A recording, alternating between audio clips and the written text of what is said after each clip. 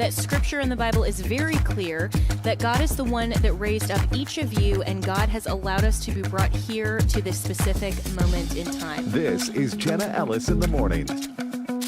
Good morning. It is Monday, February 17th. It is President's Day, so congratulations to all of you who celebrate and are off work. But we are here at American Family Radio Network to bring you the latest news and headlines. And today we're going to talk about the latest in the culture wars with this headline coming from toddstarnes.com. It says the Army, no more transgender recruits, also bans gender transition surgery. So the U.S. Army unleashed a series of breaking news alerts today, this was Friday, announcing they're ending a number of woke programs and policies. Transgender individuals will no longer be allowed to join the Army.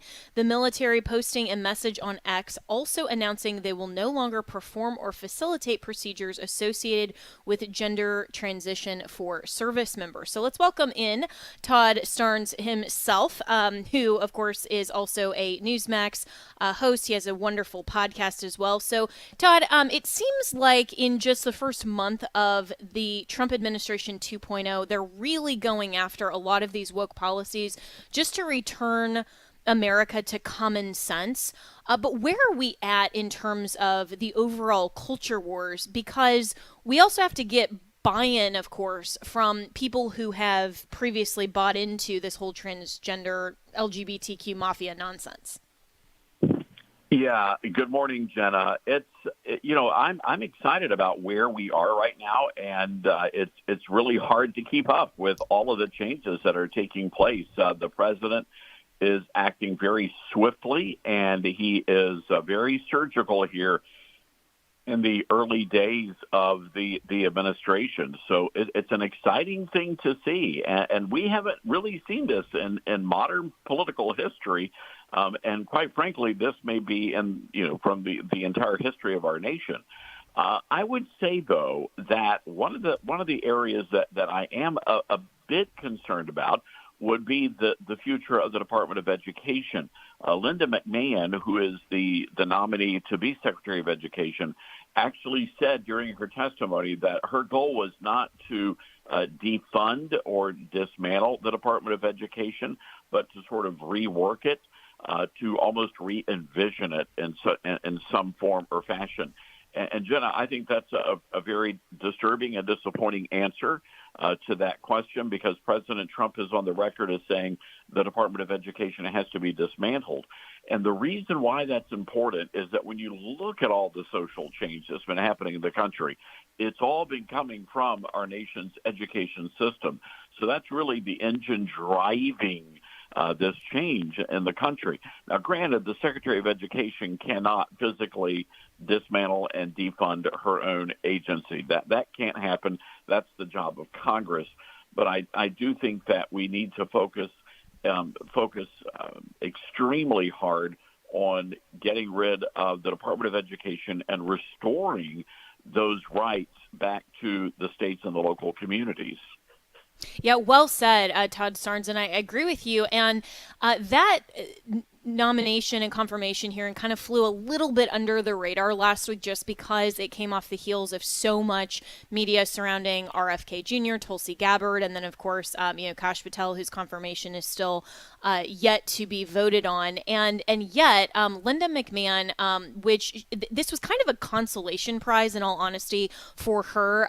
The reports have suggested she really wanted where Brooke Rollins ultimately wound up, which was the Department of Agriculture. And so this is sort of a fascinating exchange that you're describing here, because on one hand, President Trump has been very clear that he wants to dismantle the Department of Ed, but then his own nominee is saying something different, and this kind of re-envisioning really sounds more leftist. And the Deputy Secretary of Education, Penny Schwinn, who is from Tennessee, and for listeners who may not know, her whole nomination as well for deputy is very concerning because of a lot of the CRT-influenced curriculum, promotion of DEI ideology.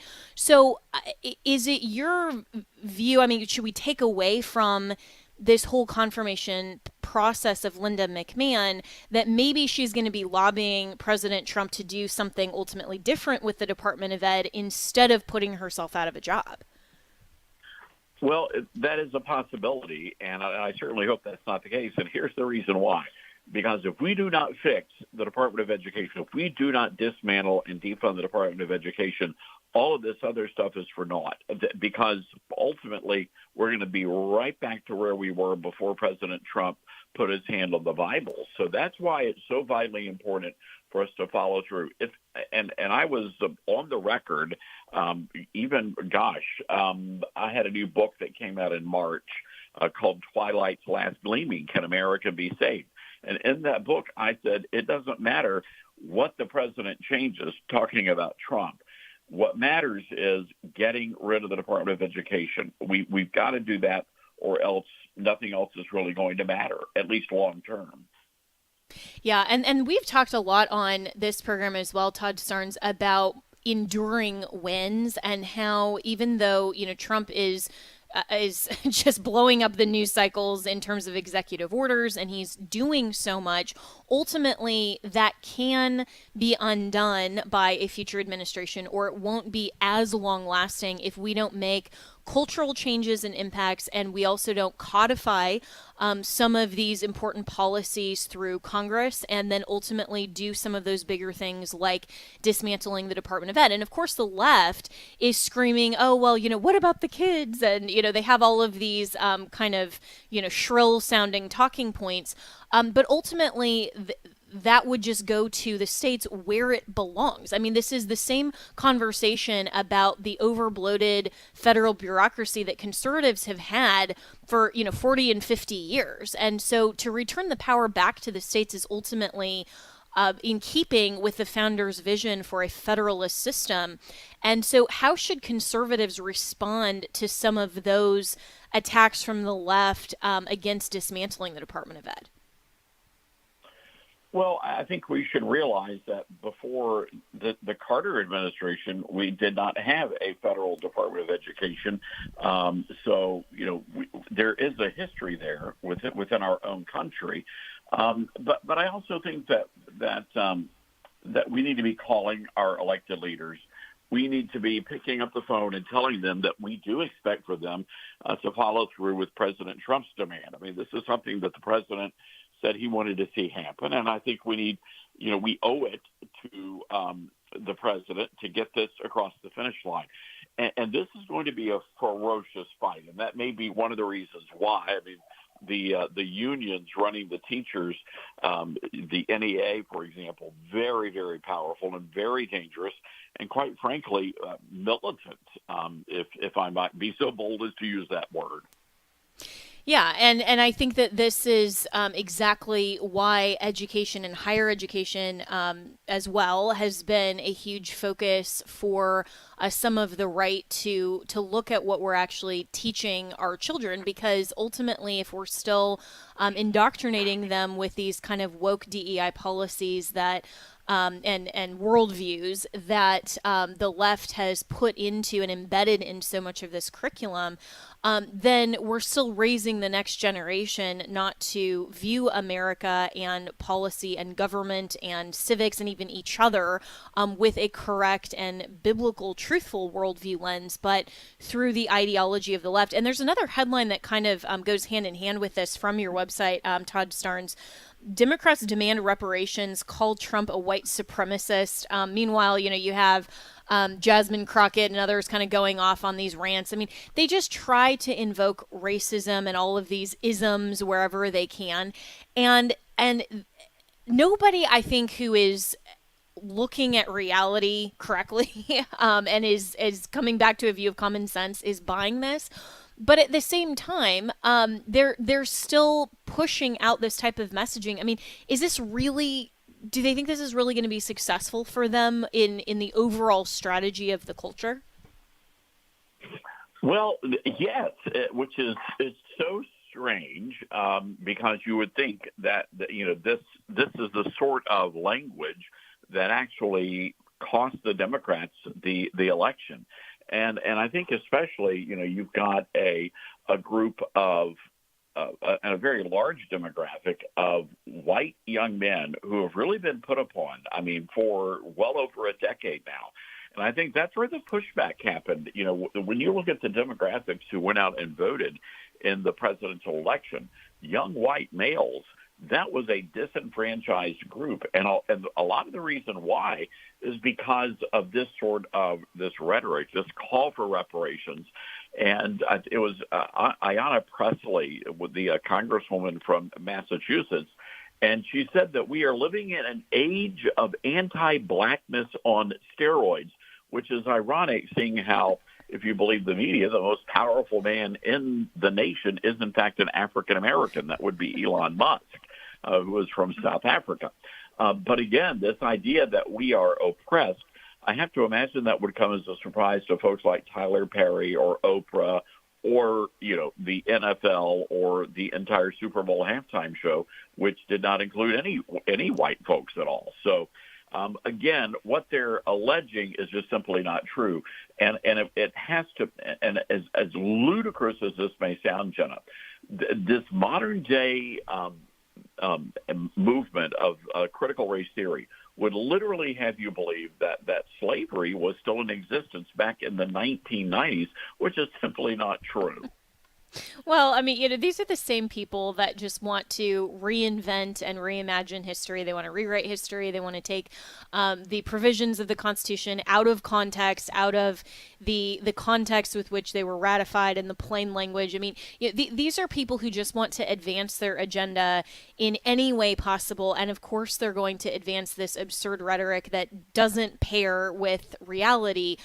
Just to be fearmongers and frankly, just totally divisive. And so, you know, it's incumbent, I think, on the church especially to take advantage of this moment of maybe a return to common sense and actually promote more good, not just, you know, fight against all of the forces of evil, but actually go out and promote good and explain why, from a biblical worldview, the policy that President Trump is implementing, even Elon, who doesn't claim to be a Christian at all, but the policy that they are promoting is actually truthful and it mirrors reality. And so you mentioned, you know, that people should be calling their members of Congress and the state legislature and all of that. How should Christians, in your view, be getting even more involved in civil government and civil society? Well, I think this goes back to where we started our conversation, where the most important positions, I believe, in our elected government happen to be on the school board. And I think there should be a call to action for Christians, especially, to consider running for the local school boards, getting involved on the local level. And that's ultimately where it's all going back to, right? I mean, the whole point of Roe v. Wade was abortion is a state decision. Well, we need to make sure that we have rock-solid pro-lifers that we're electing to the state houses across the country. But again, even more so locally, city council, mayor, we need a new generation of Christians that are willing to rise up and say, you know what? I am willing to do that, and I understand how important that position is. And sadly, in many, many conservative towns across the nation, I'll give you an example. I live in Germantown, Tennessee, which is a very conservative suburb of Memphis, and yet we have a very liberal school board. And it's, again, the reason why is because local folks just aren't willing to sacrifice their time, the energy it's needed to run for an office like that. So that would be my encouragement to folks. I agree with that, and definitely we all need to be contributing in some way to civil society and making sure that our voices are heard, and also not just to elect rock solid pro-lifers in their personal capacity or maybe name only, but people who will actually take that position and will effectively govern and shape policy according to that worldview. Because one of the biggest disappointments has been these people who say, yeah, I'm a pro-lifer, or, I stand for conservative principles in various areas, and then they get to their elected office and they don't actually champion those beliefs in the very seat that they have the opportunity to shape policy. And so we need to make sure that we connect those dots. So Todd Starnes, always really appreciate your time. You can follow him at Todd Starnes on X and read all of the latest headlines at toddstarnes.com. We'll be right back with more here on President's Day on Jenna Ellis in the Morning.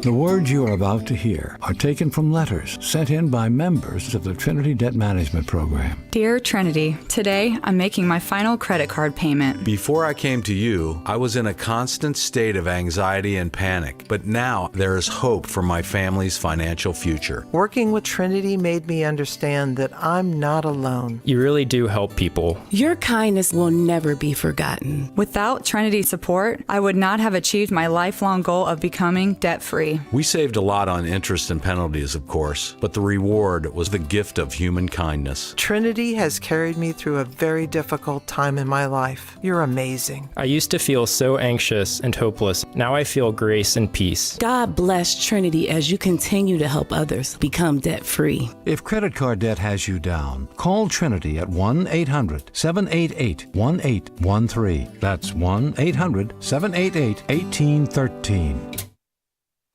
It's a banner day for the greeting card industry.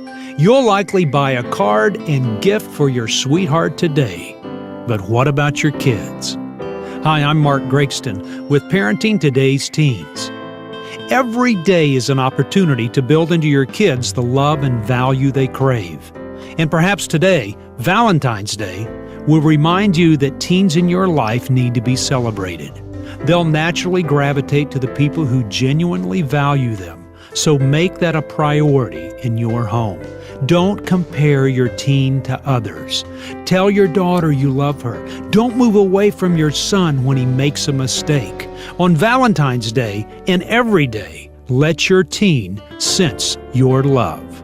Looking for more parenting wisdom? Go online to parentingtodaysteens.org or search for Parenting Today's Teens in your favorite app store. Hello, Americans. I'm Todd Starnes. Stand by for news and commentary next. Linda McMahon said during her confirmation hearing she would work to downsize the Department of Education. McMahon is President Trump's nominee to be Secretary of Education. She stopped short of saying she would eliminate the department, and she said defunding is not the goal. Well, that is unacceptable. If the Trump administration fails to dismantle the DOE and return control of our taxpayer-funded schools back to the local communities, we will lose this nation. Ultimately, Congress has the power to abolish the Education Department, and they should do so without delay. The DOE is a very dangerous tool that's being used to carry out Obama's fundamental transformation of our nation. And if we don't destroy the engine driving this massive cultural and political change in our country, the entire America First movement will have been for naught. Ms. McMahon either needs to follow the president's wishes or the president needs to find another nominee. I'm Todd Starnes. Welcome back to Jenna Ellis in the Morning on American Family Radio. Welcome back. Well, the left is kind of going through even more of a hysterical breakdown over the mass resignation. This coming from the Washington Post. Mass resignation marks a new kind of defiance in the second Trump era. The Trump team has rarely, if ever, faced such resistance from the government, a move that may pave the way for further defiance. And NBC News headline is this: under the tagline Doge, Trump administration begins mass firings across government. The job cuts are being imposed unilaterally without the approval of Congress to shrink or overhaul federal agencies. And so this piece goes on to say that the terminations affected some of the most widely respected federal agencies. You know, of course, this is from legacy media. I'm not sure any of us would say that any federal offices are widely respected anymore, but they include, according to NBC, the Centers for Disease Control and Prevention and Homeland Security, as well as lower profile offices with critical roles in the nation's security, such as the National Nuclear Security Administration, the NNSA. The agency designs, builds, and oversees the U.S. nuclear weapons stockpile. So let's welcome in Gerard Folletti, who is the founder of the Lawfare Project and senior counsel there. And Gerard, I'm all for downsizing government. This whole idea of mass resignations that are in defiance of Trump. I'm thinking, okay, continue to defy him then, and good riddance. You're going to actually have to go out into the real world that is outside of the Beltway.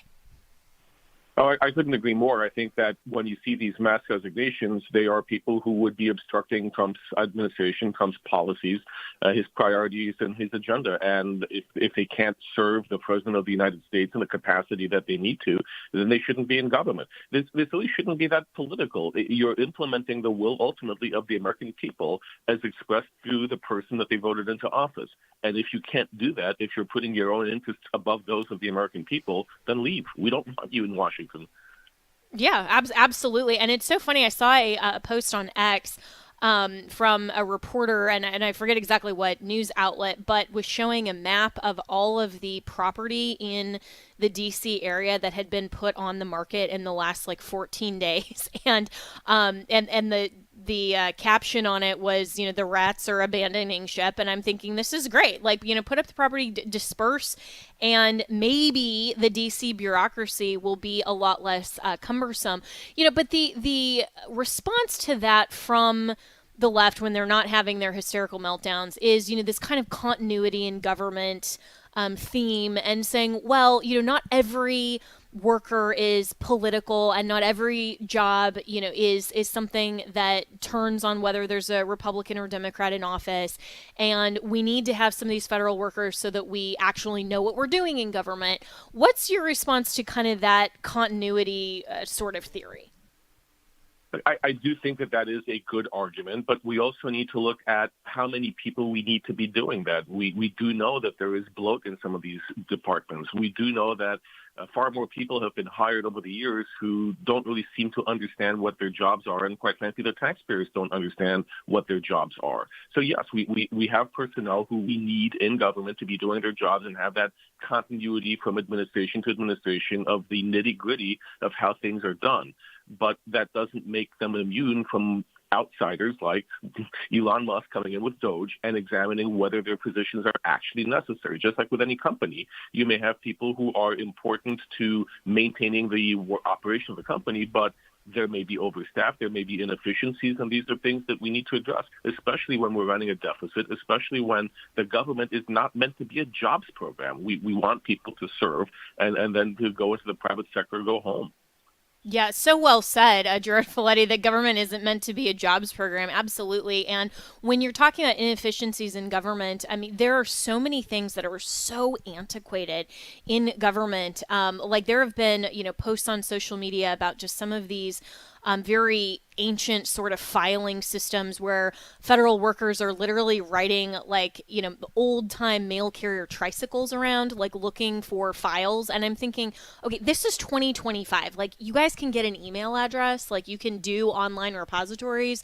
We definitely have the technology to keep some of that stuff secure. And of course the pushback is, well, AI and some of these tech things would eliminate some of these personnel positions. And I'm thinking that's actually okay if we're talking about spending taxpayer dollars in an efficient manner. And the Secretary of Transportation, now thankfully that is not Pete Buttigieg, but Sean Duffy, posted this in terms of air travel and ensuring that we actually update some of the FAA tech. And he posted this late yesterday. America deserves safe, state-of-the-art air travel, and President Trump has ordered that I deliver a new world-class air traffic control system that will be the envy of the world. To do that, I need advice from the brightest minds in America. I'm asking for help from any high-tech American developer or company that is willing to give back to our country. He talks about Elon Musk's SpaceX team will be visiting air traffic control today, and that command center in Virginia. He said later in the week, I'll travel to the FAA Academy in Oklahoma to meet with air traffic control instructors and students to learn more about their education and how we can ensure that only the very best guide our aircraft. This is something that should have happened. It seems like maybe right after Y2K. I mean, this is something that, again, in 2025, we shouldn't have such antiquated systems that almost looks like, an old-fashioned Pong board, back and forth, that's controlling our air traffic. But you're absolutely right. And we've heard, I don't want to say that the blame entirely is on wokeness. We've had this problem since before that term came to existence. But when we have a government who one of their priorities is to get agencies to do studies on sustainability, environmental impact, gender equality, and all the things that we don't really need when we need technology. We need the best and the brightest to come up with better ways of doing things for our people. But instead, government agencies have dedicated any resources at all to things beyond that. Not only is it baffling, but it's troubling. And I think that's what's caused a lot of these issues, that we have had government departments run not just inefficiently, but misdirected. Why are we focusing on things outside the purview of the professional scope of these departments? When we want air traffic control systems, we want the technology. We don't want gender-neutral people to be running them. And I think that's what we're getting now. We're getting an emphasis back on what these departments are for. We need the best and the brightest in Washington, D.C. We don't need to qualify their genders and their ethnicity. Yeah, really well said. And Gerard Filletti, who is the founder of the Lawfare Project, and you and I have had this conversation kind of ongoing, but I think it's important to underscore this point that even if, DEI as a whole is not directly responsible for every single position in terms of the identity of the individual in that capacity, the overall policies are still responsible for funneling so much of the taxpayers' money to things like the woke ideology and promoting all of this leftism instead of spending the dollars on things like good programs, like, an email address that you can actually send things to your government in 2025.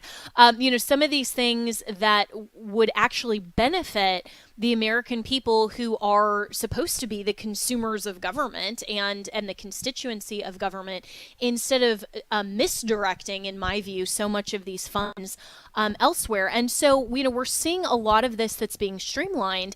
And that's really, I think, why the left is yelling so much about this, is not even so much, that they're saying, oh, well, so many of the jobs are going to be unavailable now to federal workers. And, they're kind of claiming that. But their real underlying problem with it is that the ideology and the mentality and the dollars available to spend on these programs will no longer be available. No, that's true. And it's also, I think, it's shaking the foundation of what we understand as being the deep state. And by deep state, I don't mean something suspicious or pernicious or people doing something shady, although some do. It's this idea that the government is so entrenched, that some people in administrative agencies have become so entrenched that they are a law unto themselves. And the way it works in government is the way it works in a lot of the third world and even, unfortunately, private companies in America. You have individuals who start to hire people like them, who think like them, who believe like them, who have the same priorities.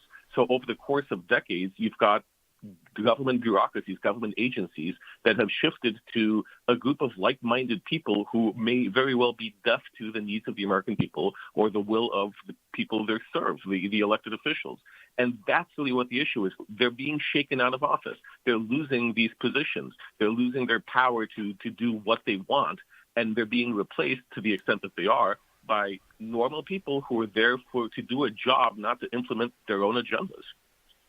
And so when we're looking at all of this, and we're seeing a lot of the legal challenges already that are being brought by the left, and on behalf basically of the deep state and the administrative state and the big bureaucracy. Do they have any chance of success other than reliance on these activist judges that are really just legislating their own policy from the bench instead of merely being jurists? At the end of the day, if the Trump administration wants to fire them, they will be fired. The issue really is whether the proper procedures are being followed and whether you're dotting the I's and crossing the T's. Now, I can't really speak to all of these cases because I, quite frankly, don't know that everything that Trump has done in each department, whether, what procedures were used. But generally speaking, from what I understand, procedures have been followed. He's terminated employees that don't have civil service protection, like probationary employees, for example. That's really not subject to court scrutiny. Other things that he has done with layoffs have been approved by the court, who did not suspend some of these practices. So really, I think Trump can do it. Legal challenges will ultimately fail or be made moot by the fact that, if procedure is followed, he can certainly fire them. This is precedent going back decades that the president can do this. Bill Clinton did this. So at the end of the day, the courts will rule in his favor, but it just might take a little while to get there. And that's exactly what the left is counting on, is just to try to run out this 4-year clock. And, Trump said I think it was in a press conference sometime, a week or two ago, it feels like we've already lived 300 news cycles in the last 3 weeks.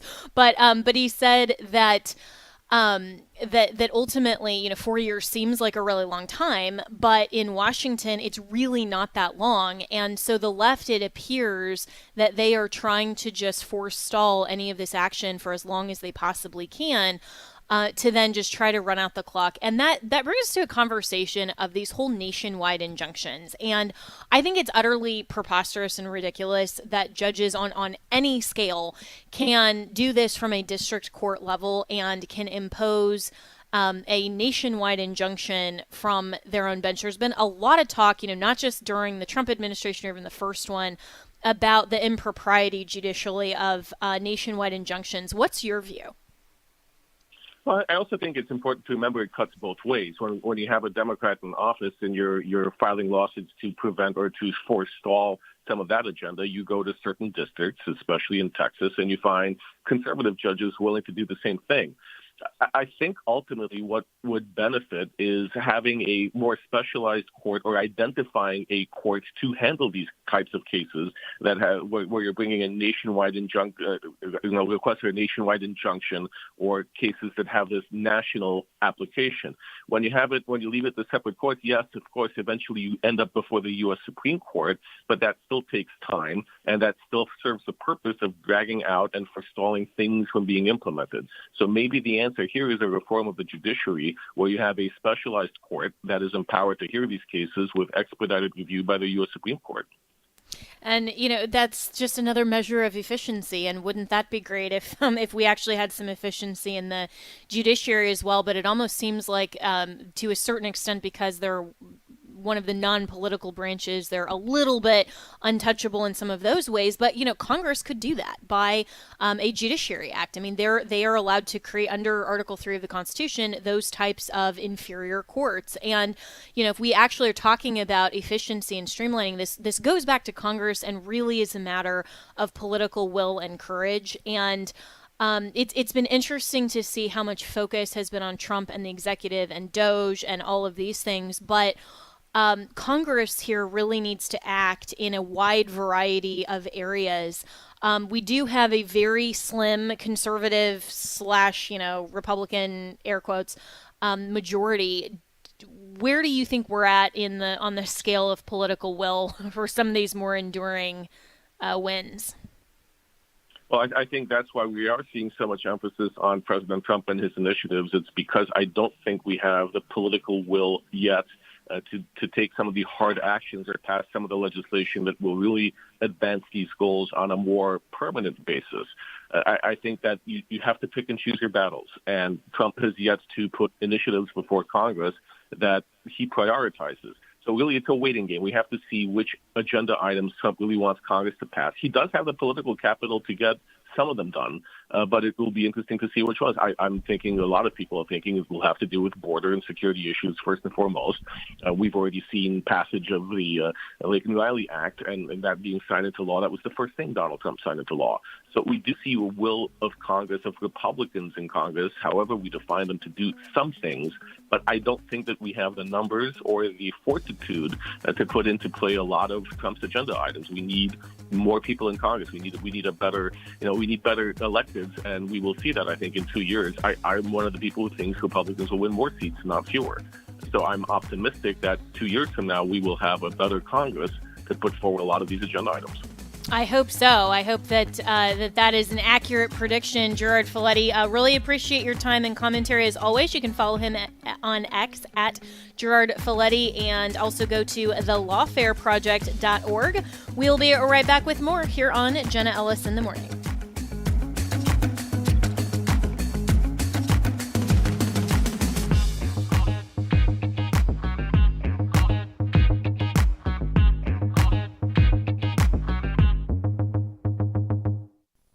Have you added AFR on Roku?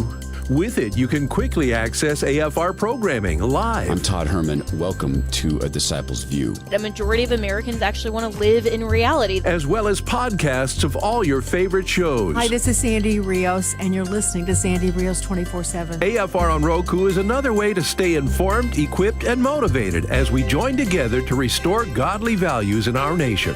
AFR on Roku. Add it today. Hi, I'm Tim Moore, Senior Evangelist on Christ in Prophecy. Can you see the signs of the times multiplying all around? Jesus is coming back, and He doesn't want His people to be unprepared. To stay up to date about unfolding events and get a biblical perspective on the signs of the times, listen to Christ in Prophecy here on American Family Radio. Join us Sundays at 11 a.m. Central as we reveal the prophetic hope for those who believe in Jesus Christ, as well as the Bible's warning about God's coming wrath to those who don't yet know Him.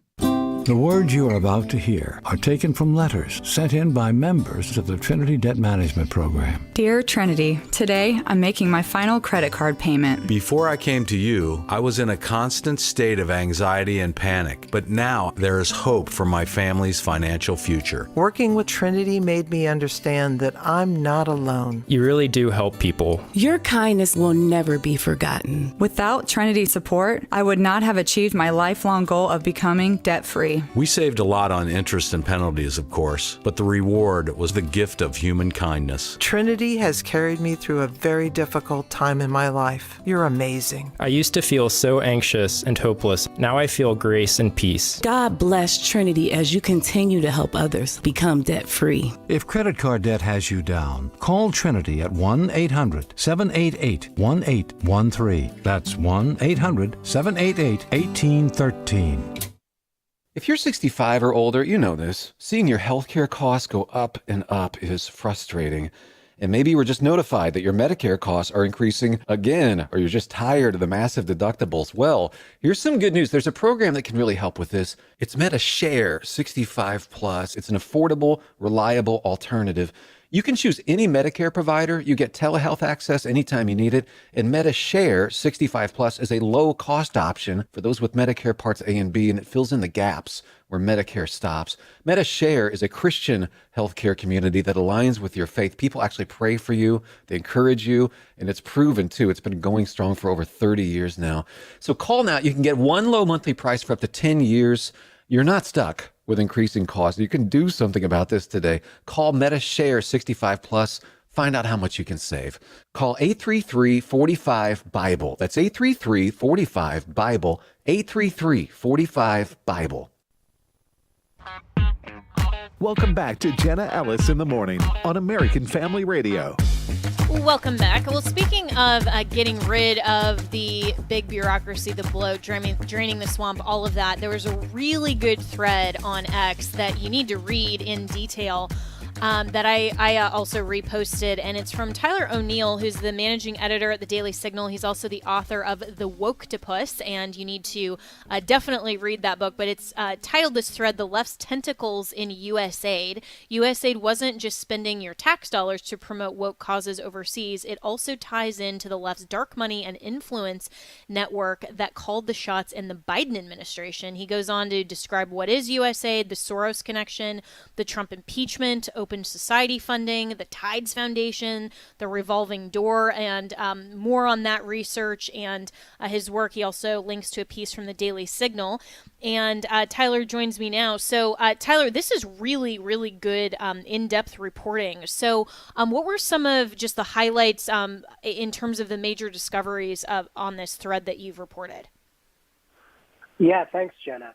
I think one of the big things that really stood out to me was all of the revolving door aspects of it. There was, one after another. You find these staffers, and, one of the things that really, I've been looking into USAID ever since, Trump froze foreign funding and DOJ launched its, essential takeover. You had Trump putting Rubio in charge of USAID.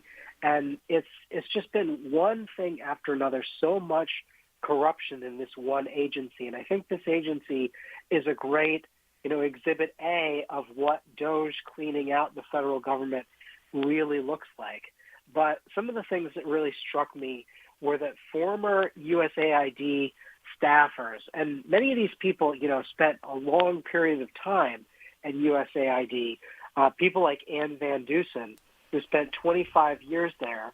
Now she's a senior associate at Arabella Advisors, which is the for-profit company that launched a bunch of nonprofits it's a very shadowy part of the left's dark money network that is funding all the woke activist groups that really called the shots in the Biden administration. But, you also saw people who worked at USAID going on to work for the Center for American Progress.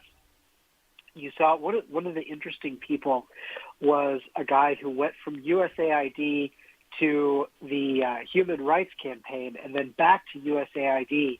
And USAID was so proud of this guy that they trumpeted him and said he was an LGBTQI plus coordinator. So the entire reason for his job is to push gender ideology and all of the woke LGBT revolution.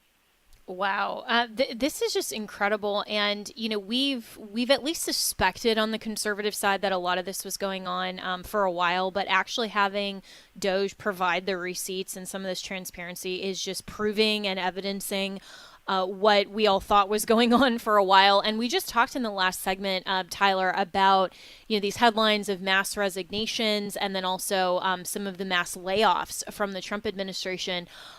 Did you uncover anything that was, kind of connecting these dots in terms of saying, okay, here's where Doge is seeing that a lot of the USAID money and other was spent on, some of these programs and sort of targeting maybe some of those employees that really, in all honesty, just don't deserve a federal government job? Yeah, I haven't been able to connect specifically those that have, left recently with these situations. But one of the really surprising things to me was the funding through the Tides Foundation, which is another one of the big dark money funding outfits that I cover in the book. And, Tides is the one that has their own in-house nonprofit that is giving legal representation to anti-Israel rioters on college campuses. They call it Palestine Legal, and they've bragged that they've represented or advised hundreds of students since the October 7th massacre.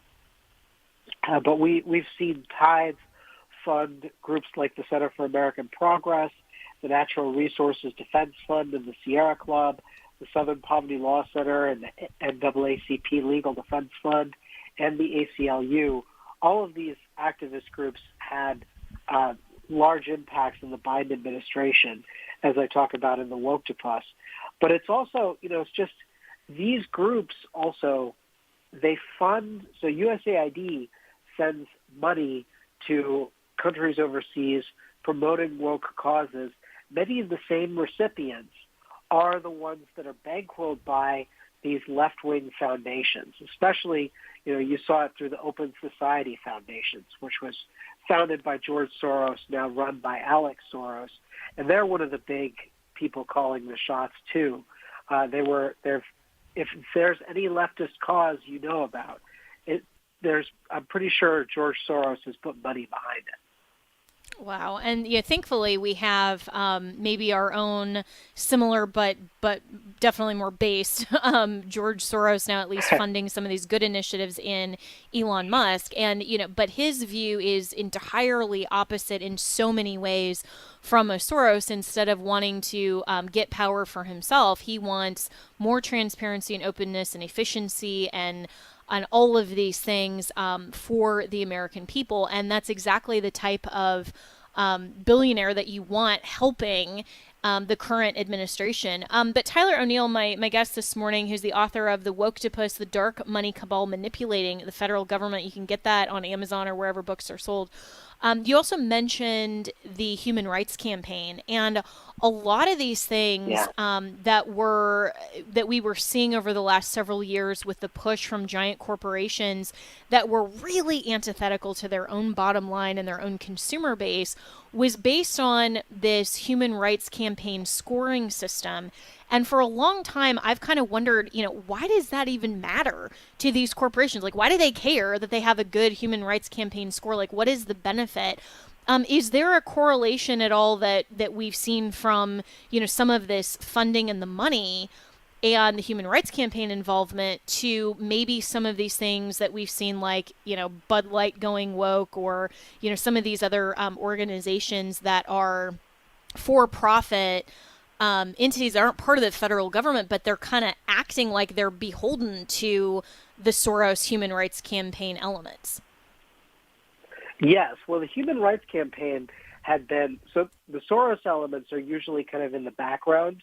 And I really appreciate your contrast there with Elon and Soros. I think they represent diametrically opposed worldviews about how money and government should function. Soros has this very technocratic, like, oh, I'm going to make it so that my preferred causes are supported by the government. Whereas Elon is like, no, we want creative destruction, and I'm going to root out the corruption in the government. And, these are night and day alternatives. But the human rights campaign really has all this impact because of the ESG movement, environmental social governance. You had a lot of these venture capitalists, and I think what we're starting to see is venture capitalists are moving away from this model now. Not all of them, unfortunately, but many have seen the light and rejected it. So there are reasons why the human rights campaign got its impact, because venture capitalists were saying, we want to judge by ESG, and we only want to invest in companies that have good social scores. And they used the human rights campaign as a major arbiter of social scores. But the human rights campaign has thankfully lost a lot of its impact, partially because, as you mentioned, Bud Light and Target in 2023 essentially destroyed their own consumer bases by leaning too heavily into the human rights campaign. And, the human rights campaign was not happy when they started to back away a little bit from HRC, but at the same time, they know that their bottom line doesn't come from the human rights campaign. And the 2023 aspects really started moving corporate America away from ESG.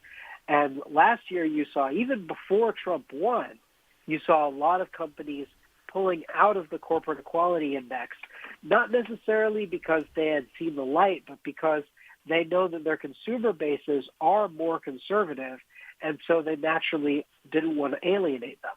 Now with Trump in office, he's going after that movement whole hog and saying, look, civil rights law means that you can't discriminate against people by their skin color. What an idea.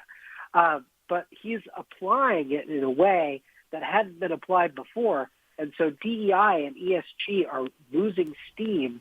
As we speak, even Target has pulled out of the Human Rights Campaign's Corporate Equality Index. We're going to have to see if this is a long-standing movement.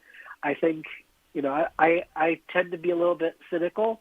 I think that many of the woke companies didn't actually fully go woke. They just thought it was in their interest to do so at the time. And so when they're rejecting it, they aren't necessarily becoming based, but they are seeing where the wind is blowing.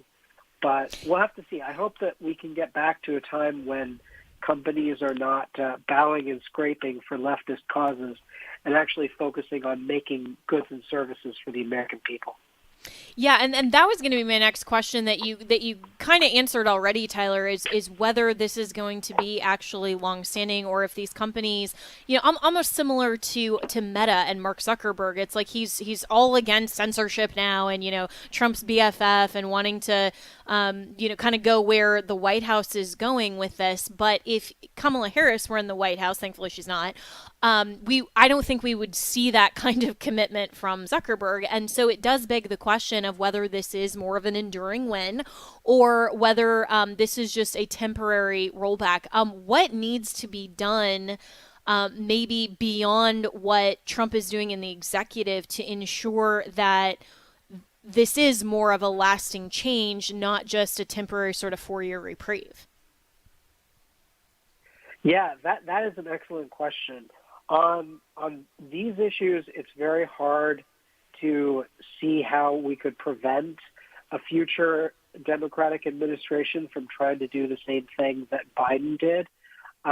I think maybe if Congress passed a law that says, we don't view, essentially codifying what Trump has done on DEI, saying, look, this is racial discrimination, and federal civil rights law prevents it.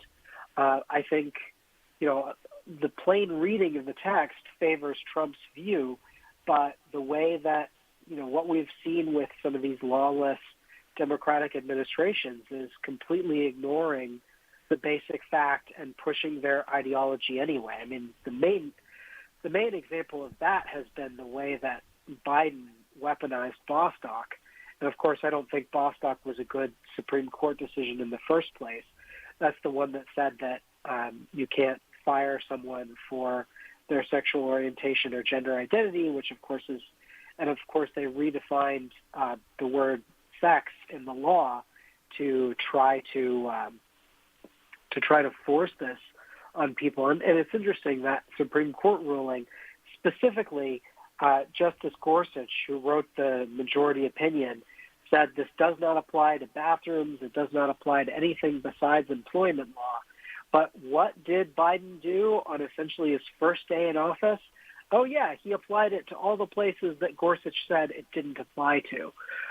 So if you give them an inch on these ideological issues, they will take a mile. And, that's why, Trump is doing an excellent job in office right now. But the way to prevent them from weaponizing and changing things again is really to stay vigilant and to remember that, when you're voting, you're not just voting the top of the ticket. You're also voting for the people who are going to come in. In any administration, there's going to be a lot of people nominated to specific roles. And if you want a bunch more of Alejandro Mayorkas's or, Rachel Levine's, then I think one party is more representative of that view. And if you want more sanity and cutting of federal bloat, that's where we are right now. So hopefully the American people will be paying attention to that. But yeah, I mean, I think you can't ever rest on your laurels in politics. You can't ever expect that one victory is the last word. Yeah, that's such a great point, and it just underscores, Tyler O'Neill, that we have so much work to do still, and 4 years, as President Trump said, is really not that long, and hopefully in the next 2 years, with the midterms, we'll see even more conservatives that are elected that will get behind a lot of this agenda and will continue to build the momentum and evidence why the conservative policies work on behalf of America and truly making America great, and to continue to rid America of a lot of these woke policies. So just quickly, where can people find the Woke-topus, and why should they read it? Yeah, well, thank you. You can find it on Amazon.